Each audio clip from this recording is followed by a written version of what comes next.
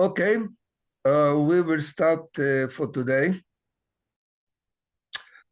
Just to bring you to the point, what we did previously, we found out that any time that there is a question, but the text does not label it as a question, that means that the one who asked the question knew the answer.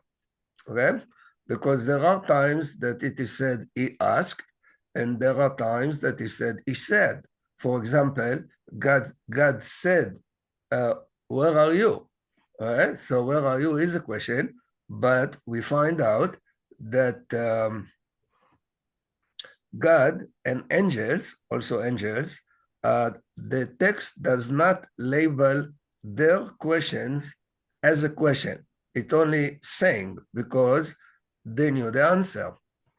Okay, one of the commentaries in the Jewish Bible says it's a well-known commentary. Why it says, "Where are you?" Because God knew where He is, but the commentary said that's the way an interviewer should start an interview, meaning to give the person the option to confess, because before you will jump on him. It's an interesting one. But also, I showed you previously, just to remind you, that there are two verbs that do not exist in the text, and therefore the text needed to bypass that problem. So, for example, the verb to agree, does not exist, and therefore the text will use either to go with, or even there would be food, meaning you can see when there is food, there is agreement. No food, there is no agreement. Food brings people together. The other verb that does not exist is the verb to understand. I showed you that it only comes into the text at the end of Deuteronomy. And Deuteronomy, there are other points that I will show you later on in later lessons, that the Deuteronomy is a very different book from the rest of the 5 books. Okay? Yeah. So therefore the verb to see has 2 meanings, and you can see that sometimes we see that there are 2 times the verb to see in the same verse, even, because one of them is to see physically, and the other one is to understand what you are seeing. So therefore it is twice to see. Okay. And I mentioned it to you just to remind you that we also see that the text is written like a script, actually like a script. The text wants us to know, either the reader or the listener, to know not only what took place, but also what the actors in the event, or what really went on in the mind. Yeah, that's interesting. So we will be reliving the event. Okay, that's what we discussed previously. But let's go to our lesson of today. There are 2 verbs that do not exist in modern Hebrew. They will be used, but not in the meaning that the text uses them. Okay? And therefore, the translation will be totally off. If you move to translate it to English, it will be totally off. So let's go and see 2 places that will illustrate. Okay, the first one, you see it on the screen on the top, Deuteronomy chapter 32, verse 7.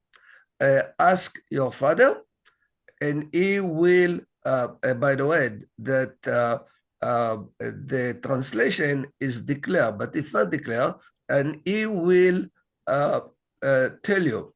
But the tell you is not used in the same language as telling, for example, Vayomer in Hebrew, that's will tell.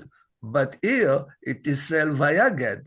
That's a different verb altogether. So what's the difference between the father and the elders? I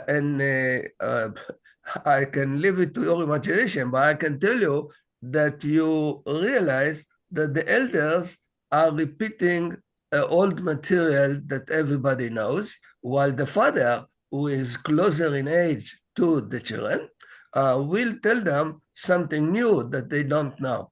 And as a matter of fact, the verb leagid or vayaged is a verb that comes to let the reader know that the information given to us in the text is a new one. So let's go now to Genesis. That's the second one on the screen. That's with Rebecca, and that is the just to summarize quickly. Abraham's servant went to fetch a wife to Isaac, and so he came to the well. The well, as a matter of fact, in past times, was not a simple well. The well was the center of activity of the small, I wouldn't say city, but it was the small village, whatever, a tiny village. So the well was the place, look, it's the source of water. So it was the place, everything was going there. So he came and he made a vow that if if the young girl will give him and the camels and all his people will give them water to drink, she will be the one to be meriting to be wife to the son of his master. And you realize that the test was practically a test of compassion. If she will really care for the foreigner, then she cares, she can be a wife to Isaac. So, but now, after she gave him the water and everything, he approaches her and he says, Vayomer, meaning he said to her, whose daughter are you? Meaning, who are you? Now you realize, because the text says Vayomer, he already suspected very seriously that she is from the house of Abraham, knowingly that the house of Abraham was known to be with a reputation of being compassionate, and she was compassionate. So he very strongly suspected Vayomer bat miyat, meaning tell me whose daughter are you?